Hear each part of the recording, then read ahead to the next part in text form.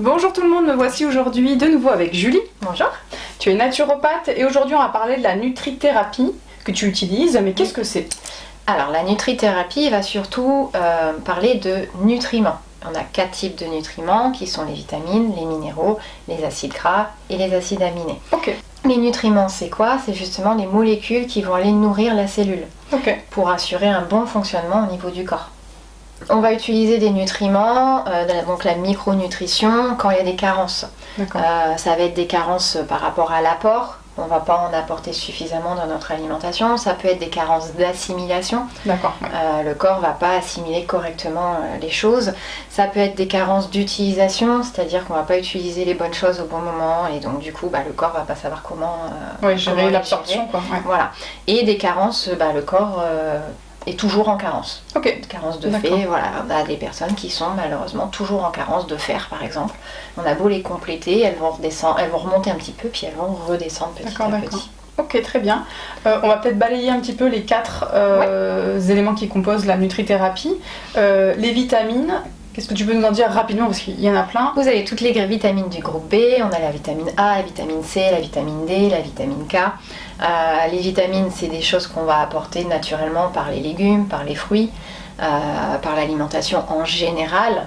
Par exemple, la vitamine D, on entend souvent dire on est en carence de vitamine D. L'hiver surtout, c'est ce qu'on entend. L'hiver surtout parce qu'en fait la vitamine D va être synthétisée par la peau, par le soleil, par la luminosité. Mais tout le monde ne peut pas les assimiler correctement non plus. En fait, là, il va falloir aller chercher pourquoi il y a une carence. La cause de la carence, est-ce que c'est juste un problème d'assimilation? Et à ce moment-là, le fait d'en donner va régler ce problème de carence. Mais ça peut être une cause plus profonde. Oui, comme tu l'as dit, l'incapacité à absorber correctement. Voilà, tout à fait. Par exemple, si on manque de cholestérol, on va moins assimiler la vitamine. Et donc du coup, on ne va pas pouvoir avoir un taux qui va remonter. Ok, donc il faut quand même du cholestérol pour certaines choses. Il faut, pour tout ce qui est vitamines, en règle générale, il faut du bon cholestérol. Du bon gras. Voilà, on nous dit toujours il ne faut pas avoir de cholestérol, mais en fait c'est une aberration. Il nous faut un petit peu de cholestérol, sinon le corps ne peut pas fonctionner correctement. Très bien, ok. Après les vitamines, il y avait quoi? Les minéraux? Oui, les minéraux, donc là c'est un peu plus connu, on a tout ce qui est calcium, magnésium, le zinc, le potassium, le sélénium, voilà tout ce genre de choses. Donc là pareil, c'est des nutriments qu'on va aller compléter s'il y a une carence qui est vraiment présente, c'est-à-dire qu'on va faire une prise de sang par le médecin traitant et s'il y a une carence, on vient compléter. Ce n'est pas utile de compléter s'il n'y a pas de carence. Après, par exemple, le magnésium, on sait tous qu'on est limite en carence. Pourquoi? Parce que, en fait, quand on a un terrain qui est anxieux, qui est stressé... nos modes de vie amènent la fuite du magnésium. La fuite du magnésium, en fait, dès qu'il y a un peu de stress, le magnésium va partir petit à petit, va être éliminé par l'urine. Et du coup, on va se retrouver en carence sans forcément le savoir. C'est pour ça que les cures de magnésium, c'est pas mauvais non plus d'en faire. Et en règle générale, quand on dit prenez du magnésium pendant 1 mois, 2 mois, 3 mois, l'entrée à l'hiver, on se rend compte vraiment de la différence après. Après, il faut faire attention à la qualité du magnésium. Il y a différents types de magnésium. On entend beaucoup parler du magnésium marin, qui est un oxyde de magnésium, mais en fait qui est naturel, qui vient de la nature. Donc ils ont mis ça en avant par rapport à ça. Mais le problème, c'est qu'il est très peu assimilable par le corps. D'accord. Il vaut mieux aller chercher un bisglycinate de magnésium qui, lui, va être assimilable, donc vous allez aller le stocker et surtout ne va pas provoquer des douleurs de ventre, des douleurs de diarrhée, des diarrhées, des choses comme ça. Voilà, des effets secondaires que le magnésium en général provoque. D'accord. Ok, c'est hyper intéressant. Il y avait quoi d'autre après? Donc après on a les acides gras. Les acides gras, c'est quoi? C'est plus facilement, on entend parler des oméga 3, oméga 6, oméga 9, c'est du bon gras. Le bon gras est important. On me dit oui, arrêtez de manger gras, etc.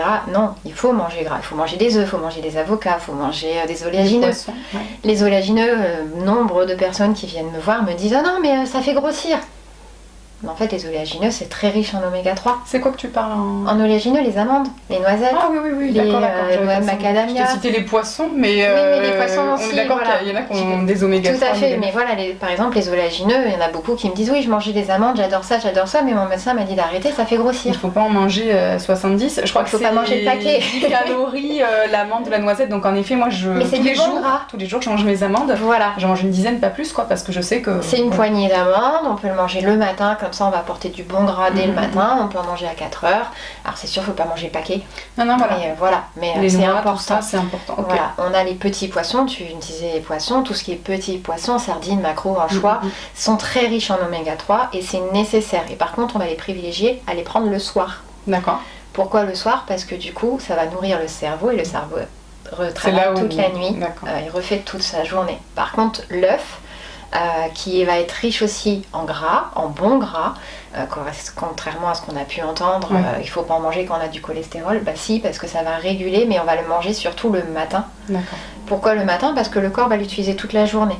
Oui, il va pas le stocker. Il va pas aller le stocker, effectivement. Le soir, en fait, si vous le mangez le soir, vous allez le stocker parce que le corps a plus besoin d'énergie. Et donc c'est là où il va ça aller... dépend si on va se danser. Si on travaille ou qu'on danse toute la nuit, oui. Mais on stocke plus facilement le soir que le matin. Et pareil, l'œuf, il faut faire attention à la cuisson. Le jaune doit rester soit moelleux, soit liquide. D'accord. Parce que c'est vraiment le jaune où on a tous les nutriments dedans. À partir du moment où on fait un œuf dur ou une omelette, oui, il perd les propriétés de base. Il en a, mais c'est plus les mêmes. C'est ça. D'accord, très bien. Et maintenant, si tu veux bien, Julie, on va parler des acides aminés. Qu'est-ce que c'est? Donc les acides aminés, on est toujours donc sur des molécules qui viennent aider au niveau du corps. Ce sont en fait ces acides aminés qui sont principalement, qui arrivent sur l'alimentation, qui sont fournis par l'alimentation, et qui vont être précurseurs de sécrétion d'hormones qu'on a besoin. Par exemple, le tryptophane est nécessaire pour sécréter la sérotonine. La sérotonine étant l'hormone du bien-être, étant le frein de la fin de journée qui permet justement de se poser, de lâcher et du coup par cascade de sécréter la mélatonine qui est l'hormone du sommeil. Voilà, si on n'a pas de sérotonine, on n'a pas de tryptophane, on n'a pas de sérotonine et la mélatonine va avoir du mal à se sécréter.